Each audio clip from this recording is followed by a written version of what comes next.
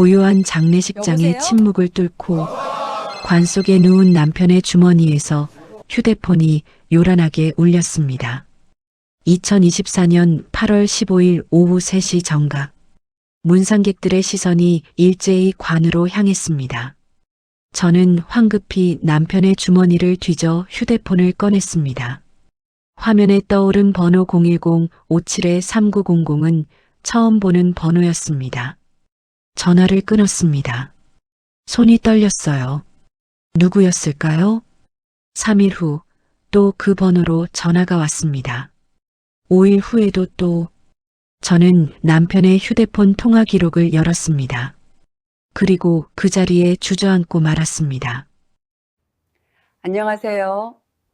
저는 올해 57세 강미숙입니다. 30년간 한 남자의 아내로 살았습니다. 이건 제가 2년 전에 겪은 일인데요. 사실 아직도 마음의 상처가 치유되지 않았어요. 누군가에게 털어놓고 위로받고 싶었는데 그동안 차마 입 밖으로 꺼낼 수가 없었습니다. 그래서 오늘 미자의 사연극장, 이 자리를 빌려서 제 이야기를 진솔하게 꺼내놓으려고 합니다. 제 이야기를 듣고 혹시 비슷한 경험이 있으시거나 제 결정에 대해 나누고 싶으신 이야기가 있으시다면 댓글로 남겨주세요. 여러분들의 의견이 정말 궁금합니다. 그럼 시작하겠습니다. 남편이 세상을 떠난 지 2주가 지났습니다. 장례는 무사히 치렀습니다. 친척들도 문상객들도 모두 떠났습니다. 집이 텅 비었습니다. 30년간 함께 살던 사람이 사라진 빈자리가 이렇게 크다는 걸 그제야 알았습니다. 남편의 유품을 정리해야 했습니다. 그런데 슬픔이 밀려와 선뜻 정리할 수가 없었어요. 옷장을 열었다가 닫았습니다. 아직도 남편 냄새가 났어요. 너무 슬퍼 다음 날로 미뤘습니다. 그렇게 그 다음 날도 또 미뤘습니다. 일주일이 지나서야 겨우 옷가지들을 박스에 담기 시작했습니다. 서랍을 열었습니다. 남편의 손목시계가 있었습니다. 제가 결혼 10주년 때 선물한 시계였습니다. 유리에 금이 가 있었지만 남편은 끝까지 차고 다녔습니다. 그 옆에 남편의 휴대폰이 있었습니다. 10년 전 모델이었어요. 액정에 스크래치가 가득했습니다. 제가 몇 번이나 새 걸로 사라고 했지만 남편은 고개를 저었습니다. 이거면 충분하다고 했어요. 아껴 쓰는 게 미덕이라고 했습니다. 그런 남편이 좋았습니다. 소박하고 성실한 사람이었으니까요. 휴대폰을 켰습니다. 비밀번호는 우리 결혼기념일이었어요. 화면이 켜졌습니다. 배경화면은 우리 가족 사진이었습니다. 5년 전 제주도 여행 갔을 때 찍은 사진. 딸 수진이와 아들 민준이가 양옆에 서 있고 우리 부부가 가운데 서 있는 사진이었습니다. 문자를 확인했습니다. 통신사 광고 몇 개, 딸에게서 온 메시지 몇 개, 별다른 건 없었습니다. 카카오톡을 열었습니다. 가족 단톡방이 맨 위에 있었습니다. 마지막 메시지는 남편이 떠나기 하루 전날 보낸 것이었습니다. 얘들아, 내일 저녁집에서 먹자. 엄마가 된장찌개 끓여준대. 가슴이 먹먹했습니다. 통화 기록을 열었습니다. 혹시 제가 모르는 누가 있을까 싶어서였습니다. 장례식 때 못 뵌 분이 있으면 따로 인사라도 드려야 할 것 같았거든요. 화면을 내렸습니다. 010-57-3900, 통화시간 3초, 2024년 8월 12일 오후 3시, 010-57-3900, 통화시간 3초, 2024년 8월 11일 오후 3시. 이번에도 같은 번호, 역시 통화시간 3초, 2024년 8월 10일 오후 3시. 계속해서 같은 번호였습니다. 매일 오후 3시. 통화시간은 모두 3초 이상했습니다. 스크롤을 더 내렸습니다. 끝이 보이지 않았습니다. 손가락을 빠르게 움직였습니다. 화면이 쉴 새 없이 넘어갔습니다. 2024년 7월, 2024년 6월, 2024년 1월, 2023년, 2022년, 2020년, 2015년, 2014년 9월 1일 멈췄습니다. 더 이상 내려가지 않았습니다. 가장 오래된 기록이었습니다. 2014년 9월 1일 오후 3시, 통화시간 3초, 손이 떨렸습니다. 휴대폰을 떨어뜨릴 뻔했습니다. 숨이 막혔습니다. 10년이었습니다. 2014년 9월 1일부터 2024년 8월 12일까지 남편이 떠나기 전 3일 전까지 단 하루도 빠짐없이 매일 오후 3시 정각 같은 번호로 3초씩 계산기를 꺼냈습니다. 10년은 3650일입니다. 하지만 통화 기록은 그보다 많았습니다. 손가락으로 하나하나 세어봤습니다. 중간에 숫자를 놓쳤습니다. 다시 세었습니다. 1247통이었습니다. 심장이 쿵쿵거렸습니다. 귀에서 삐소리가 났습니다. 방이 빙글빙글 돌았습니다. 010-57-3900. 이 번호는 대체 누구의 번호인 걸까요? 그리고 남편은 왜 10년간 매일 전화를 한 걸까요? 그런데 왜 3초만 통화를 한 거죠? 저는 그 번호를 본 적이 없었습니다. 남편에게서 들어본 적도 없었습니다. 30년 결혼 생활 동안 남편이 제게 숨긴 게 없다고 생각했습니다. 통장 비밀번호도 공유했고 휴대폰 잠금도 서로 풀 수 있었습니다. 비밀이 없는 부부라고 자부했습니다. 하지만 10년이었습니다. 10년 동안 내가 모르는 통화라니. 소파에 주저앉았습니다. 휴대폰을 꽉 쥐었습니다. 화면을 계속 바라봤습니다. 숫자들이 흐릿하게 보였습니다. 눈에 눈물이 고였습니다. 밤이 깊어갔습니다. 시계를 보니 새벽 2시였습니다. 잠이 오지 않았습니다. 계속 휴대폰만 들여다봤습니다. 010-57-3900 이 번호가 자동으로 외워졌습니다. 눈을 감아도 숫자가 보였습니다. 다음 날 아침 일찍 일어났습니다. 제대로 잔 것 같지 않았어요. 거울을 봤더니 눈이 퉁퉁 부어 있었습니다. 고민 끝에 이 번호에 직접 전화를 걸어보기로 했습니다. 손가락이 떨렸습니다. 통화 버튼을 눌렀습니다. 신호음이 울렸습니다. 가슴이 쿵쾅거렸습니다. 한참을 기다렸습니다. 그런데 아무도 받지 않았습니다. 자동으로 끊어져 버렸어요. 오후에 다시 걸었지만 받지 않았습니다. 몇 시간 뒤 또 걸었습니다. 이번에는 남편이 매일 전화했던 시간 3시에 걸었어요. 그런데 신호음만 길게 울리고 받지를 않았습니다. 그날 저녁까지 20번 넘게 전화를 했습니다. 하지만 단 한 번도 받지 않았습니다. 저는 거실 바닥에 주저앉아 통곡했습니다. 왜 받지 않는 걸까요? 남편 전화는 10년간 잘도 받았으면서 왜 내 전화는 받지 않는 걸까요? 그리고 무엇보다 이 사람은 대체 누구일까요? 머릿속이 복잡했습니다. 온갖 상상이 다 들었습니다. 설마 바람이었을까요? 10년간 나 몰래 다른 여자와 관계를 가진 걸까요? 아니면 사채업자일까요? 남편이 빚을 졌을까요? 아니면 협박받았을까요? 아무것도 확신할 수 없었습니다.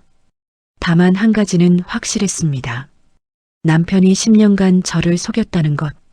매일 오후 3시마다 누군가에게 전화했다는 것. 저는 그것조차 몰랐다는 것. 일주일이 지났습니다. 그 번호에 50번 넘게 전화를 했습니다. 한 번도 받지 않았습니다. 문자도 보냈습니다. 누구세요? 누구신데 제 남편과 10년간 통화하셨나요? 답장이 없었습니다. 더 이상 기다릴 수 없었습니다. 딸 수진이에게 휴대폰을 보여줬습니다. 수진이는 한참을 보더니 눈이 커졌습니다. 엄마, 이게 뭐예요? 나도 모르겠어. 10년간 매일 이 번호로 전화했더라고. 10년이요? 매일이요? 아빠가? 응. 단 하루도 안 빠지고. 수진이가 휴대폰을 들고 스크롤을 내렸습니다. 한참을 보더니 고개를 들었습니다. 엄마, 이거 이상한데요? 통신사에 연락해봐요. 통신사에 전화했습니다. 상담원이 친절하게 응대했지만 답을 얻을 수는 없었습니다. 고객님, 개인정보라서 알려드릴 수가 없습니다. 제 남편이 죽었어요. 유품을 정리하다가 발견한 건데 꼭 알아야 해서요. 사망하신 분의 가족이시라면 증명 서류를 가지고 직접 방문하셨을 때 일부 정보는 제공해 드릴 수 있습니다만 상대방 전화번호 주인에 대한 정보는 제공이 어렵습니다. 막막했습니다. 결국 사설 탐정을 고용했습니다. 비용이 300만 원이라고 했습니다. 적지 않은 돈이었습니다. 하지만 알아야 했습니다. 3일 후 탐정에게서 전화가 왔습니다. 찾았습니다. 010-57-3900 번호는 대구에 있는 행복요양원으로 등록되어 있더라고요. 요양원이요? 전화를 끊고 한참을 멍하니 서 있었습니다. 요양원. 남편이 10년간 요양원에 전화했다는 건가요? 그곳에 누가 있는데요? 궁금증이 답답함으로 바뀌었습니다. 답답함이 불안으로 바뀌었습니다. 불안이 급기야 두려움으로 바뀌었습니다. 알고 싶었습니다. 하지만 동시에 알고 싶지 않았습니다. 진실이 무서웠거든요. 그날 밤 잠을 설쳤습니다. 꿈속에서 남편이 나왔습니다. 남편이 제게 말했습니다. 미안해. 꿈에서 깨어났습니다. 베개가 눈물로 젖어 있었습니다. 다음 날 아침 차에 올랐습니다. 대구까지는 2시간 거리였습니다. 내비게이션에 행복요양원을 검색했습니다. 출발 버튼을 눌렀습니다. 고속도로를 달렸습니다. 라디오를 켰습니다. 옛날 노래가 흘러나왔습니다. 남편이 좋아하던 노래였습니다. 듣고 싶지 않았어요. 라디오를 껐습니다. 창밖은 모든 게 평화로워 보였습니다. 하지만 제 마음은 폭풍우가 치고 있었습니다. 2시간이 금방 지나갔습니다. 요양원 앞에 도착했어요. 3층짜리 건물이었습니다. 깔끔해 보였습니다. 주차장에 차를 세웠습니다. 시동을 껐습니다. 한참을 차 안에 앉아 있었습니다. 움직일 수가 없었어요. 다리가 너무 후들거렸거든요. 들어가야 했습니다. 진실을 알아야 했으니까요. 차에서 내렸습니다. 요양원 정문으로 걸어갔습니다. 한 걸음 한 걸음이 무거웠습니다. 문을 열고 들어갔습니다. 프런트에 직원이 앉아 있었습니다. 저를 보고 미소 지었습니다. 어서 오세요. 면회 오셨어요? 저는 떨리는 목소리로 물었습니다. 010-57-3900 번호로 등록된 분이 여기 계신가요? 직원이 컴퓨터를 확인했습니다. 키보드를 몇 번 두드렸습니다. 그리고 고개를 끄덕였습니다. 네, 김선영 환자분이시네요. 면회 오셨어요? 김선영. 처음 듣는 이름이었습니다. 김선영이란 이름을 들었을 때 제 머릿속이 하얗게 변했어요. 30년 결혼 생활 동안 남편에게서 들어본 적 없는 이름이었습니다. 친척도 아니고 동료도 아니고 친구도 아닌 것 같았어요. 저기요, 그분이 어떤 분이신가요? 프런트 직원이 저를 이상하게 쳐다봤습니다. 보호자 아니세요? 제가 고개를 저었어요. 아니에요. 저는 그냥 제 남편이 이 번호로 10년간 전화를 했더라고요. 직원의 표정이 묘하게 변했습니다. 뭔가 아는 듯한 표정이었어요. 남편분이요? 네. 근데 제 남편은 지난달에 세상을 떠났어요. 직원이 잠시 멈칫했습니다. 그리고 조용히 말했어요. 잠시만 기다려주세요. 직원이 어디론가 전화를 걸었습니다. 작은 목소리로 무언가를 말하더니 전화를 끊었어요. 그리고 제게 말했습니다. 2층 상담실로 올라가시면 박영숙 요양보호사님이 계실 거예요. 저는 2층으로 올라갔어요. 복도가 길었습니다. 양쪽으로 병실 문들이 줄지어 있었어요. 어딘가에서 텔레비전 소리가 들렸습니다. 복도 끝에 상담실이라고 적힌 방이 보였어요. 문을 노크했습니다. 안에서 들어오라는 소리가 들렸어요. 문을 열고 들어갔습니다. 50대 중반쯤 되어 보이는 여성이 앉아 있었어요. 푸근한 인상이었습니다. 강미숙 씨 맞으시죠? 네, 맞아요. 앉으세요. 저는 박영숙이라고 해요. 이 요양원에서 15년째 일하고 있어요. 저는 의자에 앉았습니다. 손을 어디에 둬야 할지 몰라서 무릎 위에 올려놨어요. 영숙 씨가 차 한 잔을 건네주었습니다. 남편분이 돌아가셨다고요? 저는 고개를 끄덕였어요. 말이 나오지 않았습니다. 언제요? 한 달 전이요. 8월 15일에. 영숙 씨가 한숨을 쉬었어요. 깊고 긴 한숨이었습니다. 그래서 전화가 안 왔구나. 제 가슴이 철렁 내려앉았어요. 전화요? 무슨 전화요? 010-57-3900 이 번호 아시죠? 네, 그 번호 때문에 여기까지 왔어요. 영숙 씨가 저를 가만히 바라봤습니다. 동정 어린 눈빛이었어요. 선영 환자분한테 10년 전부터 매일 전화가 왔어요. 제 손이 떨렸습니다. 찻잔이 떨어질 것만 같았어요. 10년 전부터요? 네. 매일 오후 3시 정각. 한 번도 빠진 적이 없었어요. 숨이 막혔습니다. 그게 제 남편이었나 봐요. 영숙 씨가 천천히 고개를 끄덕였어요. 처음엔 이상했어요. 환자분이 전화를 받으면 여보세요, 여보세요 하시는데 아무 대답이 없더라고요. 그냥 3초 후에 뚝 끊기고 매일 그랬어요. 제 눈에서 눈물이 났습니다. 왜 우는지 저도 모르겠는데 눈물이 났어요. 왜 그런 전화를 한 걸까요? 둘이 무슨 사이였길래. 영숙 씨가 잠시 망설이더니 입을 열었어요. 제가 알기론 남편분이 환자분의 옛날 애인이셨대요. 그 말을 듣는 순간 제 온몸이 굳어버렸습니다. 애인이라니? 옛날 애인? 그게 무슨... 말문이 막혔어요. 환자분이 가끔 정신이 돌아올 때가 있어요.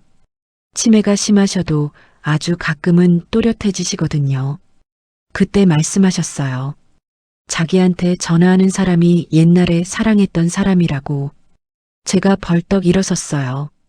의자가 뒤로 넘어갔습니다. 그럼 제 남편이 나 모르게 10년간 옛날 애인한테 전화를 한 거예요? 영숙 씨가 놀란 표정으로 저를 봤어요. 앉으세요. 일단 차분히 앉아서 얘기해요. 저는 다시 앉지 않았습니다. 아니, 앉을 수가 없었어요. 10년간 매일 내가 모르게 이게 말이 된다고 생각하세요? 목소리가 떨렸습니다. 가슴이 터질 것 같았어요. 영숙 씨가 일어나서 제 손을 잡았습니다. 따뜻한 손이었어요. 진정하세요. 제가 아는 건 다 말씀드릴게요. 저는 다시 의자에 앉았어요. 정확히 말하면 주저앉았습니다. 다리에 힘이 풀렸거든요. 영숙 씨가 천천히 말했어요. 선영 환자분은 10년 전에 이곳에 오셨어요. 2014년 8월에 치매 진단을 받으시고요. 가족이 없으셨어요. 평생 혼자 사셨대요. 혼자요? 네. 결혼도 안 하시고 초등학교 선생님으로 정년 퇴직하셨대요. 제 머리가 복잡해졌어요. 평생 혼자 살았다고요? 근데 왜 내 남편이? 처음엔 기초수급자로 들어오셨어요. 요양원비를 낼 형편이 안 되셨거든요. 그런데 2014년부터 누군가 요양원비를 내주기 시작했어요. 제 심장이 쿵 떨어졌어요. 누가요? 모르겠어요. 익명으로요.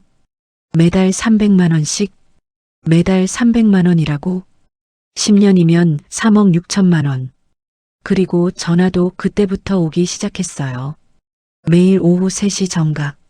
환자분이 전화를 받아도 아무 대답이 없고 3초 만에 바로 끊기는데 이상하게 그 전화를 받고 나면 환자분이 하루 종일 웃으셨어요.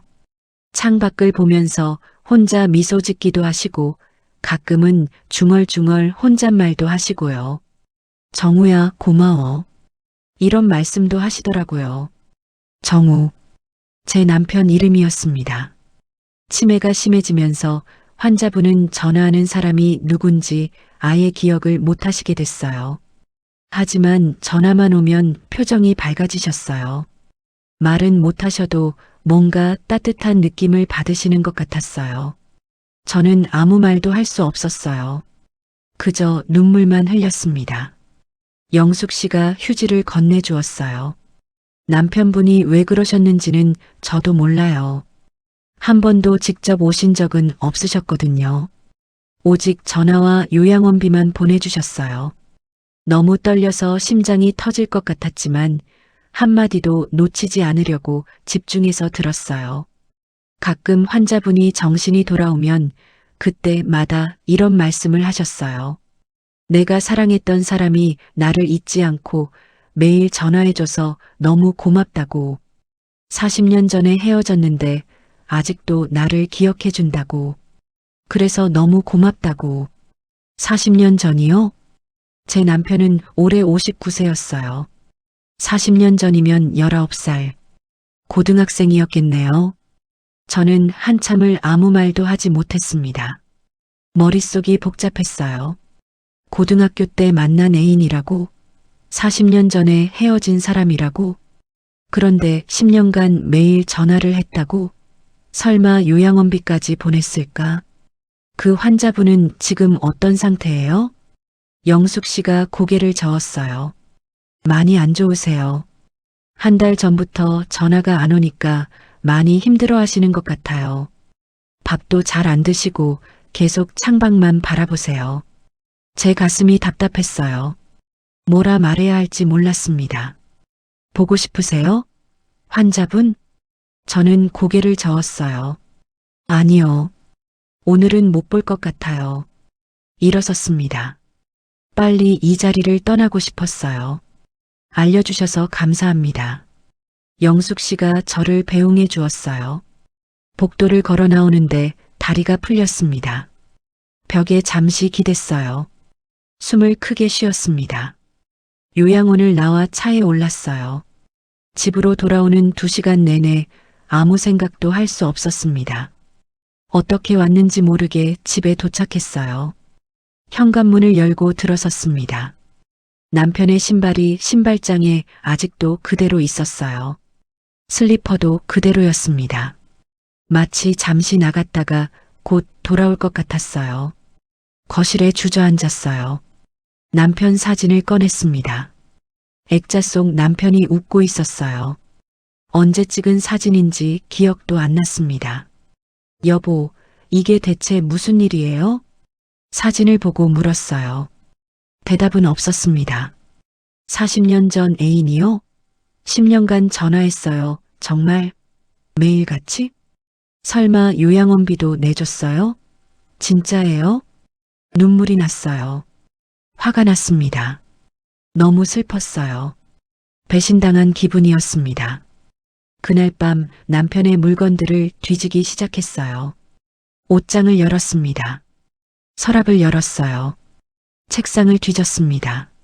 무엇을 찾는지 저도 몰랐어요. 그냥 막 다 뒤지고 싶었어요. 책상 맨 아래 서랍을 열었어요. 낡은 수첩 한 권이 나왔습니다. 표지가 너덜너덜했어요. 남편의 일기장이었어요. 첫 페이지를 봤어요. 2014년 9월 1일이라고 적혀 있었습니다. 정확히 10년 전이었어요. 2014년 9월 1일. 일기장의 첫 페이지를 펼쳤어요. 남편의 글씨가 삐뚤삐뚤했습니다. 평소와 달랐어요. 손이 떨렸나 봐요. 남편도 그때. 오늘 동창회에서 선영이 소식을 들었다. 선영이. 김선영. 요양원에 있는 그 여자 이름이었어요. 치매에 걸려 요양원에 있다고 한다. 가족도 없이 혼자라고. 내 가슴이 미어졌다. 40년 전 내가 버린 사람. 내 비겁함 때문에 평생을 혼자 산 사람. 나는 미숙이를 만나 행복하게 살았는데 선영이는 이렇게 되다니. 저는 숨을 참고 다음 페이지를 넘겼어요. 내일 요양원에 가봐야겠다. 뭐라도 해야 할 것 같다. 미숙이한테는 말 못하겠다. 이해받을 수 없을 것 같아서. 하지만 모른 척 할 수는 없다. 선영이를 버린 건 나다. 2번 버릴 수는 없다. 제 손이 떨렸습니다. 페이지를 넘기는데 손가락에 힘이 안 들어갔어요. 2014년 9월 3일. 오늘 요양원에 갔다. 선영이는 나를 알아보지 못했다. 치매가 심하다고 했다. 창밖만 바라보고 있었다. 40년 만에 본 얼굴은 많이 변해 있었지만 눈만큼은 예전 그대로였다. 요양보호사님께 물어보니 요양원비가 한 달에 300만 원이라고 한다. 기초수급자라서 지금은 정부 지원으로 있지만 곧 나가야 할지도 모른다고 했다. 나는 그 자리에서 결정했다. 내가 낸다고, 내가 책임진다고. 300만 원. 정말 요양원비를 내줬구나. 믿기지 않았어요. 미숙이한테 미안하다. 하지만 이것만은 내가 해야 할 일이었다. 눈물이 났습니다. 남편이 미안하다고 썼어요. 그럼 알고 있었다는 거잖아요. 잘못된 일이라는 걸. 그런데도 했다는 거잖아요. 2015년 1월 15일. 요양원비를 내기 시작한 지 4개월째다. 가게 수입으로는 빠듯하다. 오늘 은행에 가서 대출을 받았다. 5천만 원. 미숙이는 모른다. 가게 운영자금이라고 했다. 대출? 그때 대출 받은 게 이것 때문이었어요. 2015년 3월 20일. 요양원에 다녀온 후부터 매일 오후 3시에 선영이한테 전화를 한다. 요양보호사님이 말씀하시길 규칙적인 자극이 치매 환자에게 좋다고 하셨다. 그래서 전화를 걸기 시작했는데 처음 전화를 걸었을 때 선영이가 받았다. 여보세요, 여보세요 하는 목소리가 들렸다. 그때 나는 아무 말도 하지 못했다. 뭐라고 말해야 할지 몰랐다. 3초 후 끊었다. 그리고 그 후로도 나는 어떠한 말도 하지 않았다. 그냥 전화만 걸었다. 그렇게 매일 나는 전화만 건다. 그렇게 시작됐었구나. 10년의 시작. 2016년 7월 10일. 수진이가 대학을 졸업했다. 취직도 했다. 기쁘다. 하지만 미안하다. 수진이가 유학 가고 싶다고 했을 때 못 보내줬다. 선영이 요양원비 때문에 여유가 없어서였다. 제 가슴이 무너졌어요. 딸애가 유학 가고 싶다고 했을 때 우리는 돈이 없다고 힘들 것 같다고 거절했었거든요. 딸애는 알았다고 했지만 서운해했을 거예요. 그런데 이런 이유 때문이었다니. 2017년 3월 3일. 또 대출을 받았다. 이번엔 이금융권에서 3천만 원. 금리가 높다. 하지만 어쩔 수 없다. 1금융권에서는 더 이상 빌려주지 않는다. 미숙이는 여전히 모른다. 가게가 잘 되고 있다고 말했다. 물론 거짓말이다. 남편은 혼자 감당하고 있었어요. 아니, 감당 못하고 있었던 거죠. 2019년 11월 20일. 수진이가 결혼한다고 한다.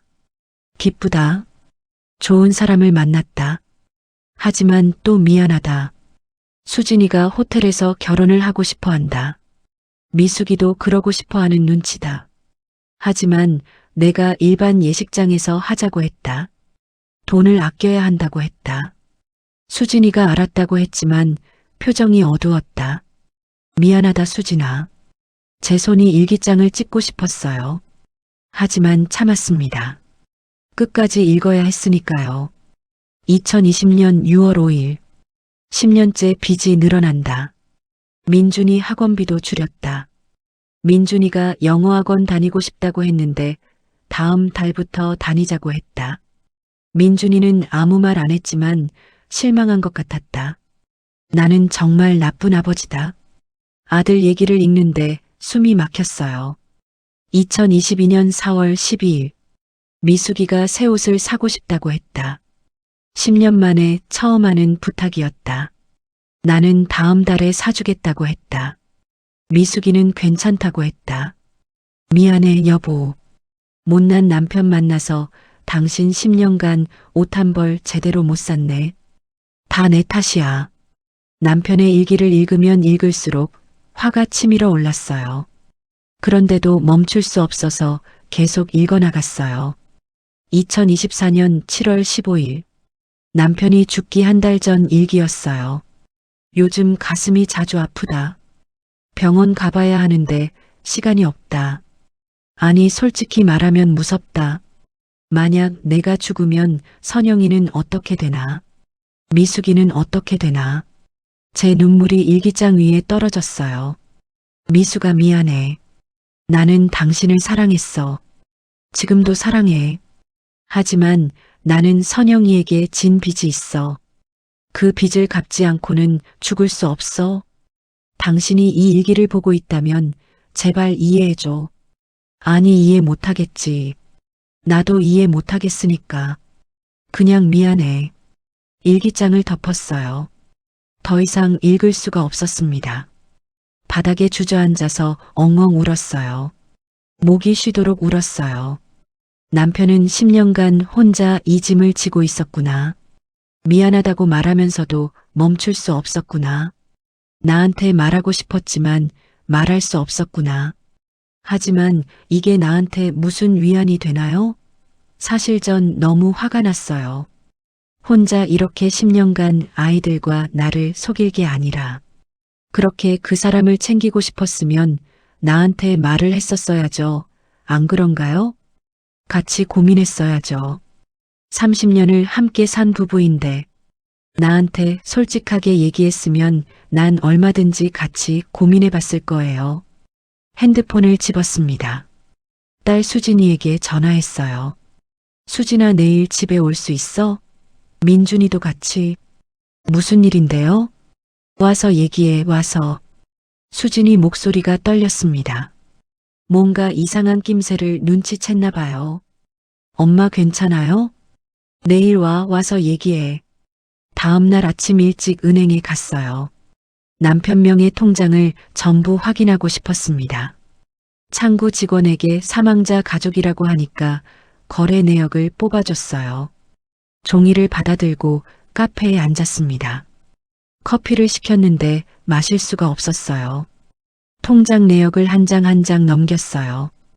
2014년 9월 1일부터 2024년 8월 1일까지 매달 1일 행복요양원 300만 원 송금 총 3억 6천만 원. 다른 통장도 확인했어요. 대출 내역이 나왔습니다.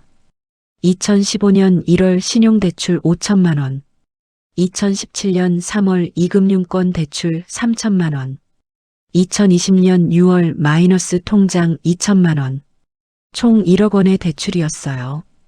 이자까지 합치면 더 많았을 거예요. 종이를 내려놓고 고개를 들었어요. 카페 창밖으로 사람들이 지나갔습니다. 다들 평범하게 웃고 있었어요. 저만 무너지고 있는 것 같았습니다. 오후 2시에 아이들이 집에 왔어요. 딸 수진이와 아들 민준이. 둘 다 걱정스러운 얼굴이었습니다. 엄마, 무슨 일이에요? 수진이가 물었어요. 저는 일기장과 통장 내역서를 식탁 위에 올려놨습니다. 이것 좀 봐. 수진이가 먼저 일기장을 집어들었어요. 펼쳐서 읽기 시작했습니다. 민준이는 통장 내역서를 봤어요. 시간이 흘렀습니다. 둘 다 아무 말이 없었어요. 페이지 넘기는 소리만 들렸습니다. 수진이가 일기장을 덮었어요. 얼굴이 빨개져 있었습니다. 이게 뭐예요, 엄마? 목소리가 떨렸어요. 아빠가 10년간 다른 여자한테 요양원비를 댔다는 거예요? 응, 나도 믿기지가 않는데 그랬더라고. 매달 300만 원씩. 민준이가 통장 내역서를 내려놨어요. 총 3억 6천만 원이네요. 조용한 목소리였지만 충격이 담겨 있었어요. 수진이가 벌떡 일어났습니다. 미쳤나 봐, 정말. 3억 6천만 원을 다른 여자한테요? 우리 몰래요? 진정해, 수진아. 엄마, 이게 말이 되냐고요. 아빠가 첫사랑이 치매 걸렸다고 10년간 요양원비를 댔다니. 수진이가 소리쳤어요. 지금껏 살면서 우리 가족 외식 한 번만 편히 못했는데 아빠가 우리 몰래 돈을 이렇게 썼다는 게 나 정말 믿기지가 않아요. 아빠가 어떻게 이래요, 우리한테. 저는 아무 말도 할 수가 없었어요. 옆에서 듣던 민준이가 고개를 숙였어요. 수진이가 울먹이며 다시 말했어요. 민준이는 학원 한 번 마음대로 못 가보고 엄마는 옷 한 벌 맘대로 못 사 입어보고 우리가 얼마나 힘들게 살았는데 아니 미안하다고 쓰면 다냐고요.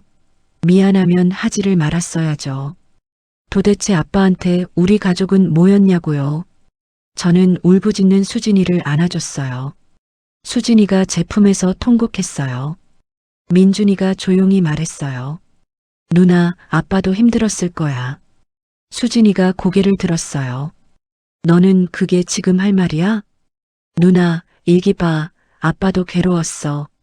괴로우면 하면 안 되지. 어떻게 10년씩이나 그래. 어떻게. 수진이가 소리쳤어요. 민준이는 더 이상 아무 말도 하지 않았어요. 남편은 정말 무슨 생각이었을까요? 힘들어하는 두 아이들을 보니 제 마음이 또 무너졌어요. 그날 밤 아이들이 돌아간 후 저는 일기장을 다시 펼쳤어요. 마지막 페이지를 다시 읽었습니다. 미안해. 남편이 마지막으로 쓴 말이었어요.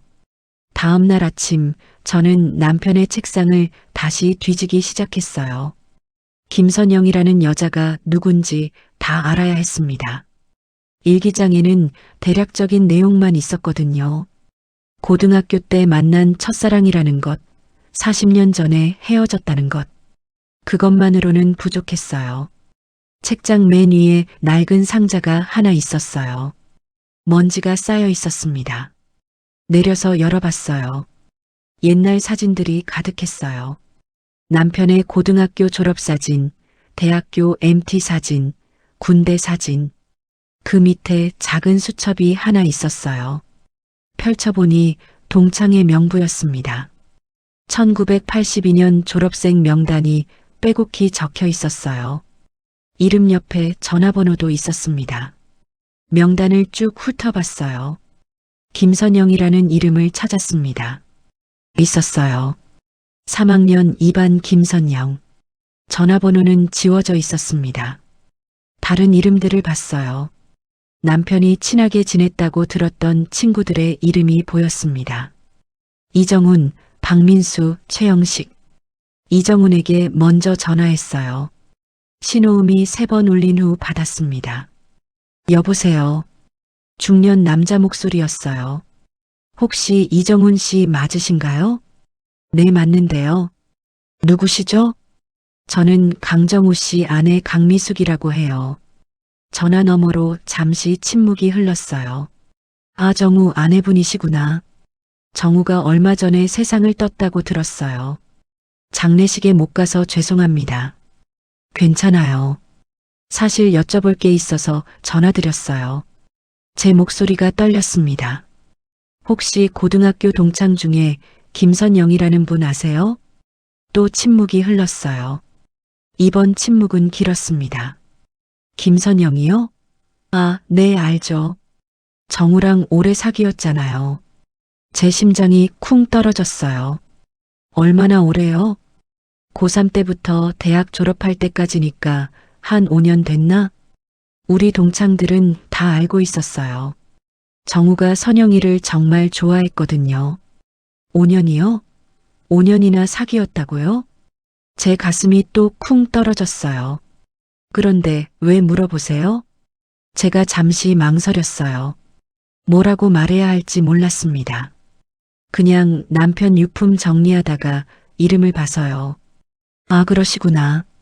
선영이 얘기는 정우한테 못 들으셨어요? 한 번도요. 정훈이 한숨을 쉬었어요. 그럴 만도 하죠. 정우가 그 일로 많이 힘들어했거든요. 무슨 일이요? 제 목소리가 다급해졌습니다. 결혼하려고 했었어요. 둘 다 대학 졸업하고 취직도 하고 해서 1985년 가을에 결혼하기로 했었어요. 저도 청첩장 받았었어요. 그런데요, 한 달 전에 갑자기 파혼했어요. 정우 쪽에서 파혼? 남편이 먼저 파혼을? 왜요? 정훈이 조심스럽게 말했어요. 정우 부모님이 반대하셨대요. 선영이 집안이 좀 어려웠거든요.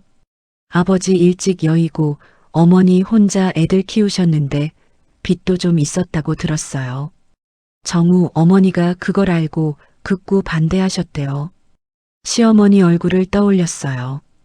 돌아가신 지 15년이 됐지만 엄격하셨던 분이었어요. 그래서 남편은 어떻게 했나요?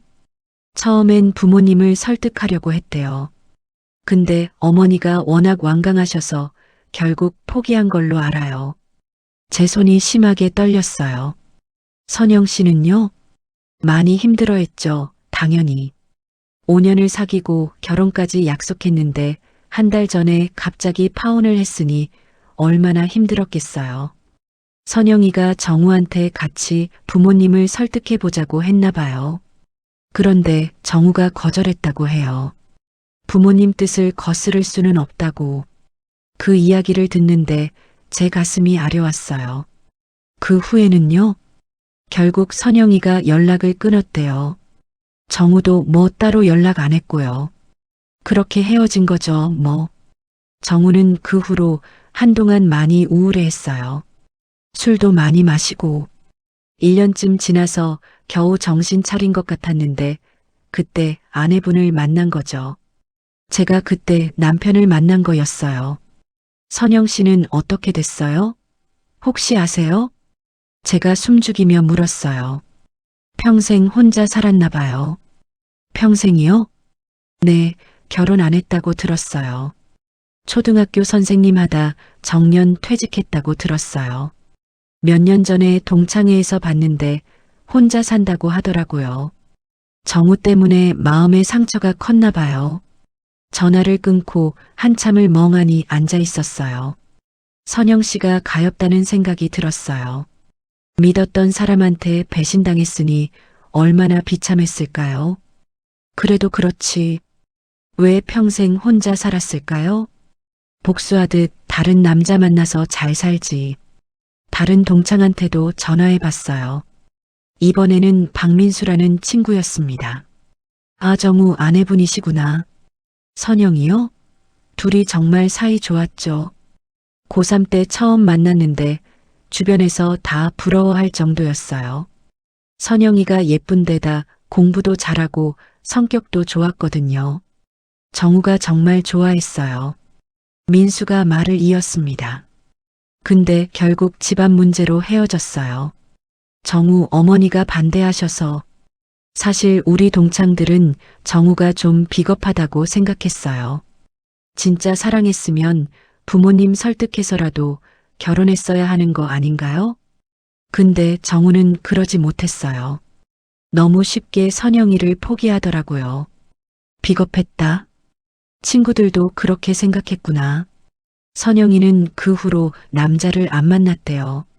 정우 때문에 남자를 못 믿게 됐다고.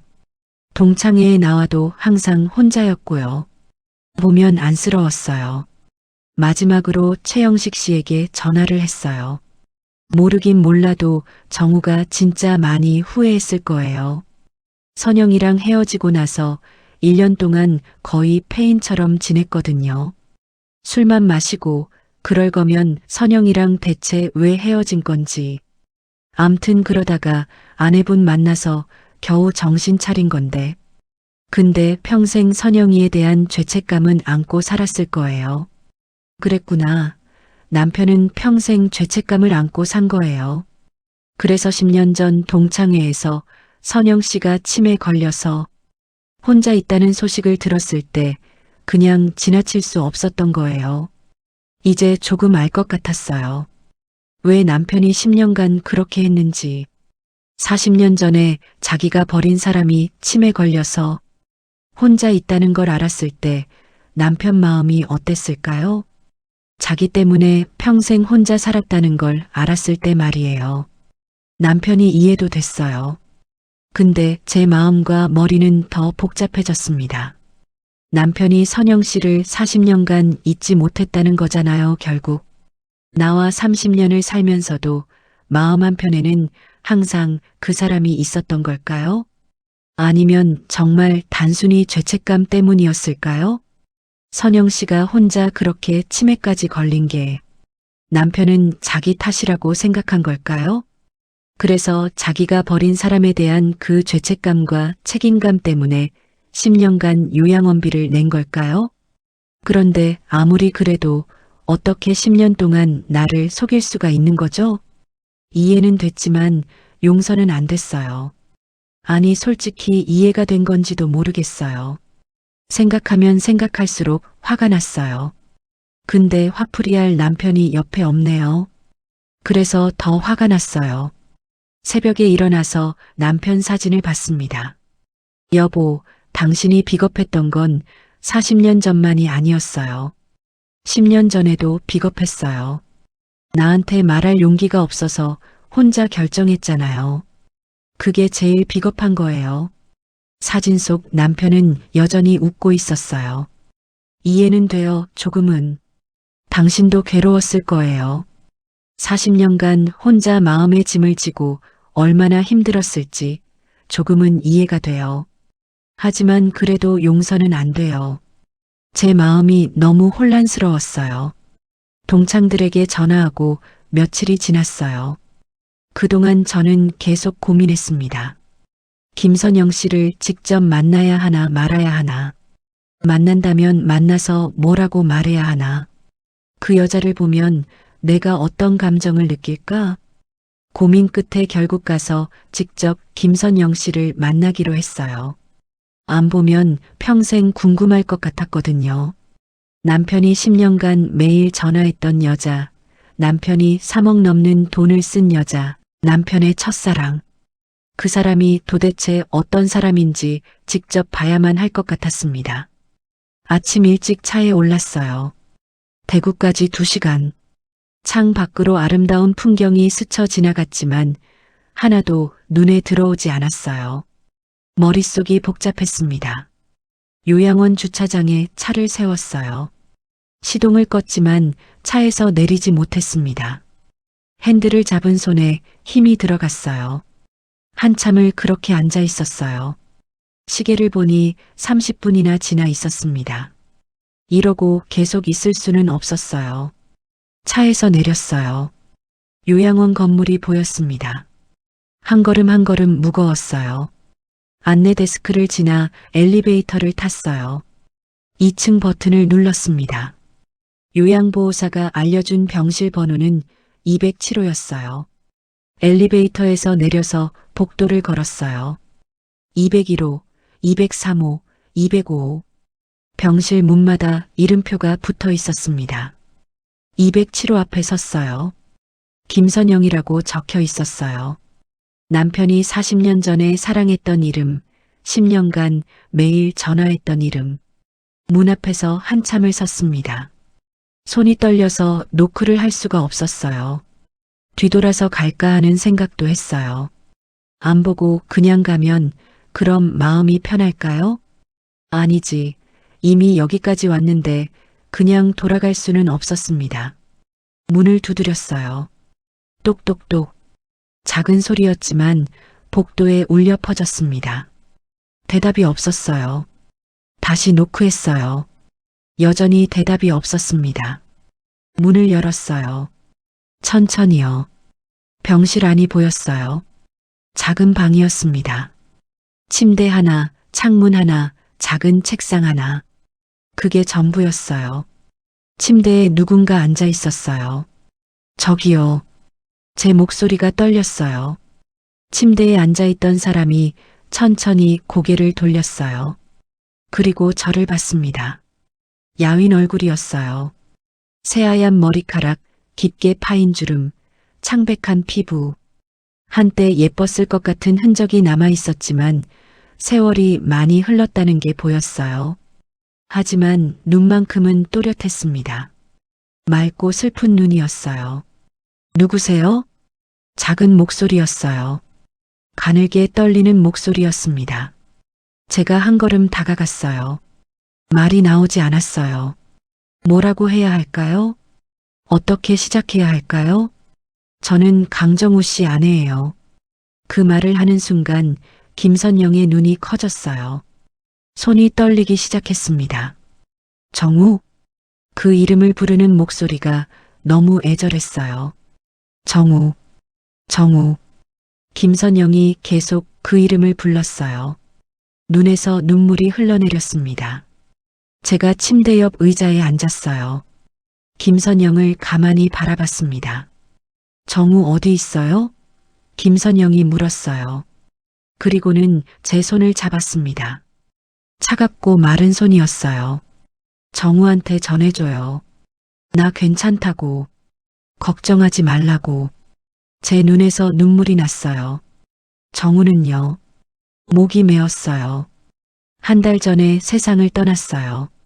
김선영의 얼굴이 더 창백해졌습니다. 뭐라고요? 심장마비로 갑자기 떠났어요. 8월 15일에요.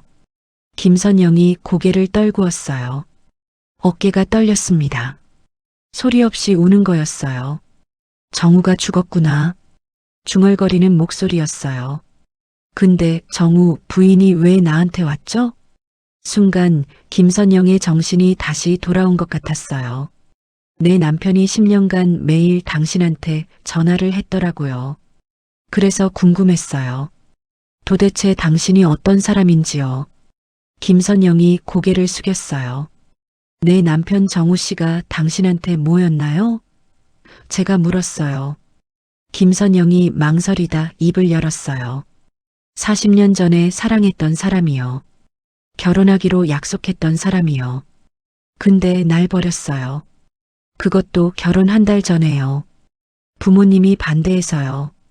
목소리가 조용했어요. 원망이 섞여 있지 않았습니다. 그냥 담담했어요. 그때 정말 많이 힘들었어요. 5년을 사귀었는데 결혼 한 달 전에 갑자기 헤어지자고 하니까요. 정우한테 같이 부모님을 설득해 보자고 했어요. 근데 정우가 거절했어요. 부모님 뜻을 거스를 수는 없다고요. 그때 깨달았어요. 정우가 날 진짜로 사랑한 게 아니었구나. 배신감이 엄청 났었어요. 그래서 제가 먼저 연락을 끊었어요. 정우도 더 이상 연락 안 했고요. 그 후에는요? 제가 물었어요. 평생 혼자 살았어요. 남자를 못 믿게 됐거든요. 5년을 사귄 사람도 그렇게 쉽게 날 버리는데 다른 남자는 어떻겠어요. 그래서 결혼 안 했어요. 아무한테도 곁을 내주지 않았어요. 제 가슴이 아팠어요. 후회 안 하세요? 김선영이 고개를 저었어요. 후회했죠. 많이요. 외로웠어요. 친구들은 다 결혼하고 애 낳고 행복하게 사는데 나만 혼자니까요. 명절 때마다 혼자 집에 있는 게 너무 슬펐어요. 근데 10년 전에 전화가 오기 시작했어요. 처음엔 누군지 몰랐어요. 치매가 시작돼서 기억이 가물가물했거든요. 근데 요양보호사님이 그러시더라고요. 정우라고요. 정우가 전화한 거라고요. 김선영이 미소를 지었어요. 근데 슬픈 미소였어요. 그때 솔직히 좀 놀라고 당황스러웠어요. 한편으로는 기쁘기도 했고요. 정우가 날 잊지 않았구나. 40년이 지났는데도 그게 좋았어요. 날 잊지 않았다는 게, 매일 전화 오는 게 너무 좋았어요. 전화해도 내게 아무 말 안 했지만 괜찮았어요. 그냥 3초만 있어줘도 하루가 행복했어요. 듣다가 도저히 참을 수 없어서 제가 말을 끊고 물었어요. 저한테 미안하지 않으세요? 내 남편이잖아요. 김선영의 슬픈 눈빛이 내 슬픈 눈빛과 마주쳤어요. 미안해요. 진심으로요. 당신 남편을 빼앗으려던 건 아니에요. 나는 그냥 추억이었어요. 정우한테는요. 40년 전 추억이요. 그리고 난 어차피 치매라 점점 이 모든 걸 잊게 될 테니. 나란 존재는 곧 사라질 존재였죠. 정우의 현재는 당신이었어요. 나는 사라질 과거였고요. 제 눈에서 눈물이 주르륵 흘러내렸어요. 요양원비도 내 남편이 낸 거 아셨어요? 김선영이 고개를 끄덕였어요. 처음엔 몰랐어요. 익명으로 누군가 매달 보낸다고만 들었거든요. 근데 나중에 알았어요. 정우라는 걸요. 고마웠어요. 돈 없어서 쫓겨날 뻔했는데 정우가 도와준 거예요. 10년간 매달 300만 원. 총 3억 넘게 그걸 다 냈어요. 내 남편이. 빚까지 내가면서요. 김선영이 놀란 표정을 지었어요. 그렇게 많이요? 그건 몰랐어요. 그렇게까지 해줬는지는요. 김선영이 충격받은 눈빛으로 나를 바라봤어요. 우리 가족은 그것 때문에 너무 힘들었어요. 돈이 없어서 늘 쪼들리며 얼마나 힘들게 살았는지 아세요? 김선영이 제 손을 꽉 잡았어요. 미안해요. 정말 미안해요. 난 정말 몰랐어요. 정우가 그렇게까지 했는 줄은요. 이미 다 지난 일, 이제 와서 이 사람한테 화풀이 한들 뭐가 달라질까? 속상한 마음을 뒤로 한 채 제가 용기 내서 물었어요. 꼭 궁금한 게 있었거든요. 내 남편, 나랑 행복했을까요? 김선영이 고개를 끄덕였어요. 그럼요, 행복했을 거예요. 분명히요. 30년간 당신과 산 거잖아요. 아이도 낳고 가정도 꾸리고요. 나는 그냥 미안한 사람이었을 거예요. 40년 전에 버린 사람, 그래서 그냥 미안한 사람. 그래서 선영 씨를 잊지 못했나 보네요. 10년간 매일 전화하고 요양원비까지 내주고. 김선영이 눈을 감았어요. 잊는 게 쉽지는 않았을 거예요. 첫사랑은 그런 거니까요. 근데 당신을 사랑 안 한 건 아닐 거예요. 분명히 사랑했을 거예요. 다만 나한테 미안했던 거죠. 저는 더 참지 못하고 소리내서 울었어요. 김선영도 같이 울었습니다. 두 여자가 한 남자 때문에 울고 있었어요. 어쩌면 우리 둘 다 피해자일지도 몰라요. 한참을 그렇게 울다가 제가 일어났어요. 이제 갈게요. 김선영이 저를 붙잡았어요. 당신 이름이 뭐예요? 강미숙이요. 미숙 씨, 정우 곁에 있어줘서 고마워요. 30년간 행복하게 해줘서 고마워요. 그리고 이렇게 나를 찾아와줘서 고마워요. 안녕히 계세요. 더 이상 아무 말도 하지 않은 채 저는 병실을 빠져나왔어요. 복도를 걸어가는데 뒤에서 박영숙 씨가 불렀어요. 강미숙 씨, 선영 환자분 만나셨어요? 네. 어떠셨어요? 좋은 분 같았어요. 영숙 씨가 고개를 끄덕였어요. 사실 선영 환자분 지금 많이 안 좋으세요. 한 달 전부터 밥도 잘 안 드시고요. 오래 못 가실 것 같아요. 그 말을 듣는데 제 가슴이 철렁했어요. 김선영은 나쁜 사람이 아니었어요. 어찌 보면 우리 중에 제일 불쌍한 사람이었을지도 몰라요. 남자한테 버림받고 평생을 혼자 살았으니 얼마나 외로웠을까요? 남편도 그걸 알았을 거예요. 그래서 10년간 전화했을 거예요. 미안해서요. 네, 이렇게 생각하면 이해가 됐어요. 조금은요. 하지만 여전히 용서는 안 됐어요. 근데 일주일 후 요양원에서 전화가 왔어요. 김선영 환자분이 어젯밤에 돌아가셨어요. 이제 다 끝났구나. 김선영의 장례식은 정말 간소했어요. 요양원 장례식장에서 하루만 치렀습니다. 문상객은 요양원 직원 몇 분과 저, 그리고 수진이와 민준이었어요. 딸 수진이가 물었었죠. 엄마, 우리가 왜 가요? 그 여자 장례식이에요? 제가 대답했어요. 그래도 가야 할 것 같아. 마지막이잖아. 수진이는 이해 못한다는 표정이었지만 따라왔어요. 민준이는 아무 말 없이 옆에 섰고요. 관 앞에 섰을 때 이상한 기분이 들었어요. 미움도 아니고 동정도 아니고 그냥 마음이 복잡했습니다. 박영숙 씨가 제 옆에 왔어요. 와주셔서 감사해요. 환자분이 혼자 가실까봐 걱정했거든요. 제가 고개를 끄덕였어요. 마지막까지 혼자였네요. 선영 씨는. 그래도 미숙 씨가 와주셔서 다행이에요. 향을 피웠어요. 절을 했습니다. 관 속 김선영은 평화로워 보였어요. 더는 고통스러운 표정이 아니었습니다. 화장을 마치고 유골함을 받았어요. 영숙 씨가 물었어요. 유골은 어떻게 하시겠어요? 저는 잠시 생각했어요. 제가 모실게요. 수진이가 깜짝 놀란 표정으로 저를 쳐다봤어요. 엄마, 뭐라고요? 우리 남편 무덤 옆에 모실게요. 그 여자를요? 왜요? 그게 맞는 것 같아. 그리고 내 마음이 그렇게 해주고 싶어. 수진이는 뭐라고 말하려다가 입을 꾹 다물었어요. 민준이가 조용히 말했어요. 누나, 엄마 결정 존중하자.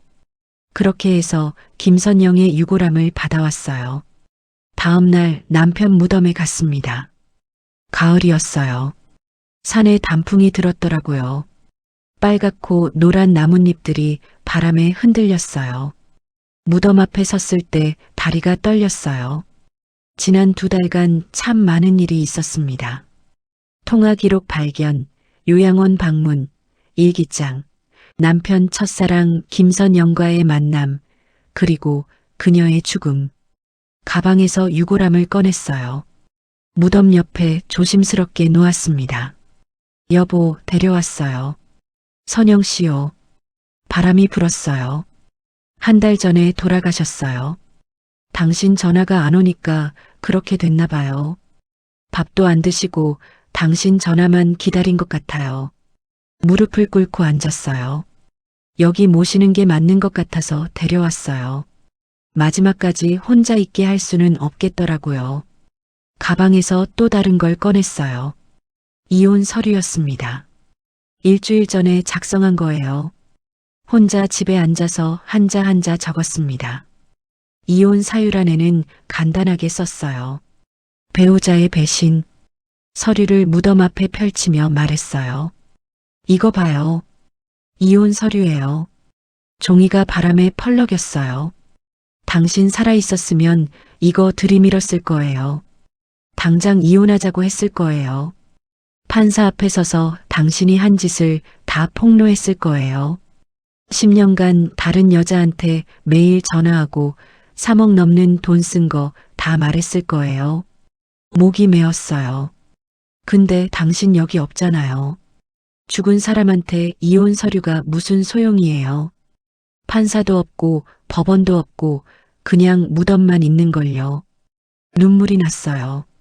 이게 얼마나 한스러운지 알아요? 죽은 사람 붙잡고 이혼 얘기하는 이 마음이 얼마나 처참한지 아냐고요.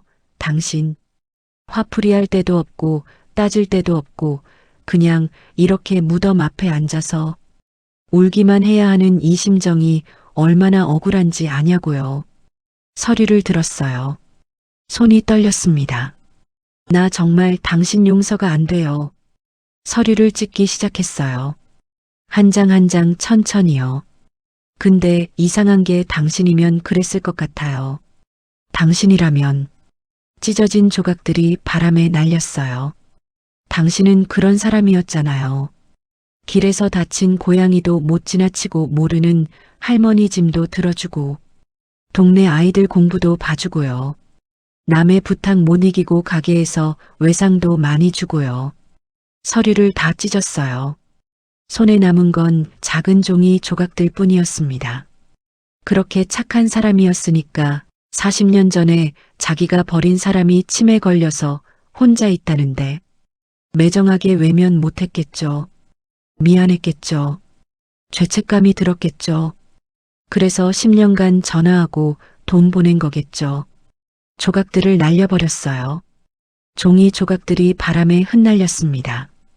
이해는 돼요. 조금은요. 당신 마음도 알 것 같아요. 당신도 괴로웠겠죠.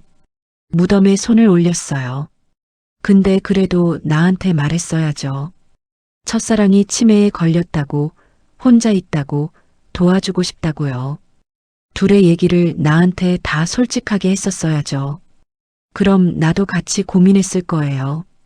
반대했을 수도 있고 찬성했을 수도 있지만 적어도 함께 결정했을 거예요. 목소리가 높아졌어요. 근데 왜 내게 아무 말도 안 했어요?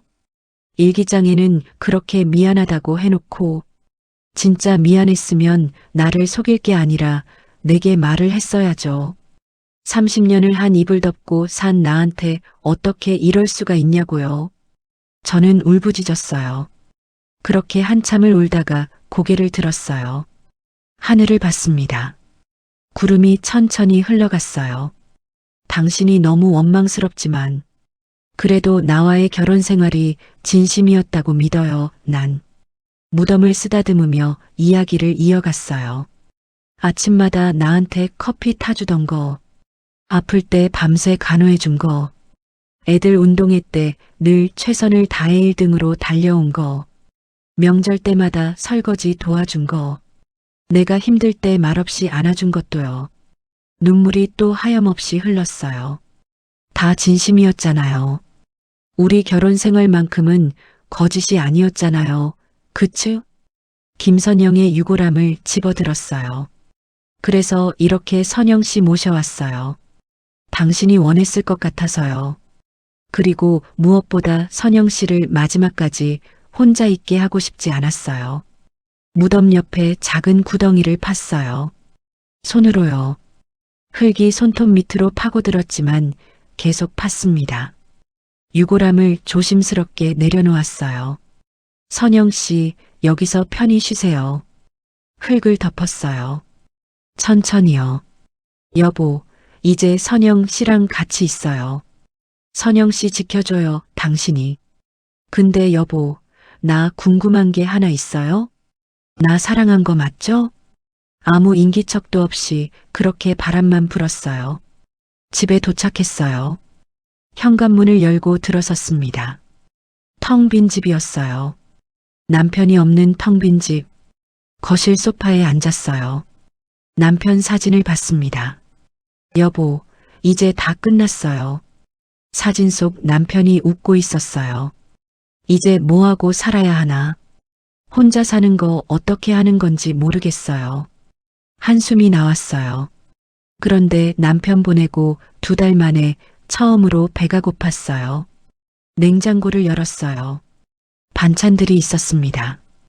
김치, 나물, 계란. 계란을 꺼냈어요. 프라이팬에 기름을 두르고 불을 켰습니다. 계란을 깼어요. 지글지글 소리가 났어요. 그 소리를 들으며 생각했어요. 이렇게 하루하루 살아가는 거구나. 1년이 지났어요. 오늘은 남편의 기일입니다. 차에 올라타서 산으로 향했어요. 이제는 익숙한 길이에요. 지난 1년간 몇 번을 왔는지 모르겠어요. 차창 밖으로 가을 풍경이 펼쳐졌어요. 작년 이맘때도 이랬었죠. 단풍이 들고 바람이 시원했어요. 그때는 너무 혼란스러웠는데 지금은 조금 달라진 것도 같아요. 마음이요. 산에 도착했어요. 무덤까지 올라가는 길에 낙엽이 쌓여 있었습니다. 바스락바스락 소리가 났어요. 무덤이 보였어요. 남편 무덤과 그 옆에 작은 봉분 하나. 김선영이 묻힌 자리였습니다. 무릎을 꿇고 앉았어요. 가져온 국화꽃을 놓았습니다. 여보, 1년이 지났어요. 바람이 불었어요. 수진이랑 민준이도 오려고 했는데 제가 혼자 오겠다고 했어요. 할 얘기가 있어서요. 꽃을 가지런히 놓았어요. 1년 동안 많이 생각했어요. 정말 많이요. 밤마다 생각했어요. 왜 그랬을까? 어떻게 그럴 수 있었을까? 나는 뭐였을까? 목소리가 떨렸어요. 아직도 화가 나요. 1년이 지났는데도요. 아침에 일어나면 가끔 당신 얼굴이 떠올라요. 그럼 화가 나요. 왜 나한테 말 안 했어? 왜 10년을 속였어? 이런 생각들이 나를 계속 괴롭혔어요. 무덤을 쓰다듬었어요. 당신은 나한테 평생의 상처를 준 거예요. 나는 당신 때문에 죽을 때까지 이 상처를 안고 살겠죠. 사람들이 물어봐요. 남편 없이 어떻게 지내냐고요. 저는 괜찮다고 해요. 근데 사실은 괜찮지 않아요. 당신이 없어서 슬픈 것보다 당신한테 느낀 배신감이 나를 매일 괴롭혀요. 눈물이 났어요. 밤에 잠 못 잘 때가 많아요. 누워있으면 당신이 생각나요. 평생 옆에서 자던 사람이 없으니까. 외롭기도 하고 이불이 너무 차가워요. 그럼 또 밤에 혼자 울어요. 한참을 그렇게 앉아서 두서없이 이 말 저 말. 입에서 나오는 대로 떠들었어요. 근데 말이에요, 여보. 산 사람은 살아야 하잖아요. 당신은 죽었고 선영 씨도 죽었어요. 근데 나는 살아있잖아요. 수진이도 민준이도 살아있고요. 일어섰어요. 그래서 결정했어요. 이제 당신 잊고 살려고요. 손을 털었어요. 잊는다는 게 쉽지는 않을 거예요. 평생을 함께 산 사람을 어떻게 하루아침에 쉽게 잊겠어요. 근데 노력할 거예요. 김선영의 봉분을 봤어요. 선영 씨 덕분에 당신을 알게 됐어요. 당신이 어떤 사람이었는지요. 착하지만 비겁했던 사람, 책임감은 있지만 결단력은 없었던 사람, 사랑하지만 용기는 없었던 사람. 쓴웃음이 나왔어요. 그래도 나쁜 사람은 아니었어요. 나쁜 선택을 한 거죠. 40년 전에도 그랬고 10년 전에도 그랬고요. 돌아서서 산을 내려가려다가 멈췄어요. 아, 수진이가 임신했어요. 둘째요. 내년 봄에 태어난대요. 손주가 하나 더 생기는 거예요. 뒤돌아봤어요. 나 앞으로 굉장히 바빠질 것 같아요. 손주도 봐야 하고 그동안 못했던 취미 생활들도 시작할 거예요. 돈 없어서 못했던 쇼핑도 할 거고요. 그렇게 남은 내 인생 재밌게 살 거예요. 산을 내려갔어요. 낙엽을 밟으며 말했어요. 인생이란 게 이런 거 아닐까요? 이해할 수 없는 일도 받아들이고 용서 못할 일도 묻어두고 그렇게 살아가는 거요. 차에 시동을 걸었어요. 당신이 준 이 상처 이제 마음에 묻을 거예요. 당신도 선영 씨도 다 묻을 거예요. 그래야 내가 살 수 있으니까요. 차를 출발시켰어요. 당신을 용서한 게 아니에요. 그냥 놓아주는 거예요. 그래야 내가 사니까. 내가 살려고. 2년 후. 할머니, 이거 봐요. 손주 유진이가 뛰어왔어요. 손에 그림을 들고 있었습니다. 어머, 뭐야. 우리 유진이가 그렸어? 네. 할머니 그렸어요. 저와 유진이가 손잡고 있는 모습이었어요. 서툴지만 정성스러웠습니다. 예쁘다. 우리 유진이 최고네. 유진이가 제 품에 안겼어요. 따뜻했어요. 딸 수진이가 부엌에서 나왔어요. 배가 많이 불렀습니다. 다음 달이면 셋째 출산이에요. 엄마, 유진이 저녁 먹었어요? 응, 방금 먹었어. 수진이가 소파에 앉았어요. 피곤한 표정이었습니다. 엄마는요? 나는 조금 이따 먹을게. 수진이가 저를 봤어요. 엄마 요즘 어때요? 별일 없죠? 응, 별일 없어. 잘 지내. 거짓말은 아니었어요. 완전히 괜찮은 건 아니지만 그래도 살만했으니까요. 오후 3시였어요. 시계가 3번 울렸습니다. 예전 같았으면 가슴이 아팠을 거예요. 남편이 매일 이 시간에 선영 씨한테 전화했으니까요. 근데 어느 날부턴가 괜찮아지더라고요. 유진이가 제 손을 잡았어요. 할머니, 같이 놀아요. 그래, 뭐하고 놀까? 소꿉놀이요. 유진이가 장난감을 꺼냈어요. 작은 냄비, 접시, 숟가락. 할머니가 엄마예요. 알았어. 바닥에 앉아서 유진이와 놀았어요. 유진이가 장난감 음식을 만들어서 제게 줬습니다. 할머니, 맛있어요? 응, 맛있다. 우리 유진이 요리 잘하네. 유진이가 웃었어요. 밝은 웃음이었습니다. 창 밖을 봤어요. 해가 지고 있었어요. 주황빛 하늘이 예뻤습니다. 이렇게 또 하루가 가는구나. 손주와 놀고 딸과 얘기하고 저녁 먹고 잠자고 밤이 됐어요. 유진이와 수진이가 돌아갔습니다. 집이 다시 조용해졌어요. 침대에 누워서 잠을 청했어요. 근데 꿈을 꿨어요. 남편이 죽고 난 뒤 처음으로 남편이 내 꿈에 나온 거예요. 젊었을 때 모습이었어요. 웃고 있었어요. 꿈속에서 제가 물었어요. 여보, 나 사랑했어요? 남편이 고개를 끄덕였어요. 그럼 됐어요. 꿈이 흐릿해졌어요. 아침이 됐어요. 햇살이 창문으로 들어왔습니다. 눈을 떴어요. 새로운 하루가 시작됐어요. 일어나서 세수를 했어요. 그리고 부엌으로 갔어요. 토스트를 구웠습니다. 커피를 내렸어요. 혼자 먹는 아침, 이젠 익숙해졌어요. 핸드폰이 울렸어요. 수진이었습니다. 엄마, 오늘 병원 같이 가요. 그래, 몇 시? 10시요. 알았어. 준비하고 갈게. 바깥 공기가 차가웠어요. 겨울이 오고 있었습니다. 계절이 바뀌는구나. 시간이 흐르는구나. 모든 게 변하는구나. 저도 변했어요. 2년 전과는 다릅니다. 여전히 아프지만 그래도 잘 살고 있어요. 차에 올라탔어요. 시동을 걸었습니다. 이렇게 하루하루 살아가는 거구나. 아픔을 안고서도 상처를 품고서도 그게 인생이구나. 오늘 제 이야기 어떠셨나요? 처음에는 남편한테 느낀 배신감이 너무 컸고 그 다음은 그런데도 아무것도 할 수 없다는 사실이 너무 절망스러웠는데 이젠 그냥 내 마음이 편하고 싶어서 다 잊고 살고 있어요. 매일 일부러 바쁘게 살고 있고요. 저 잘하고 있는 거 맞죠? 제 이야기 할 수 있도록 기회를 주신 미자님께 다시 한번 감사드려요. 미자님이 저와 같은 사연들을 꾸준히 올려주실 수 있도록 마지막으로 구독과 좋아요, 알림 설정 부탁드려요. 혹시 저랑 비슷한 경험이 있으시다면 댓글로 남겨주세요.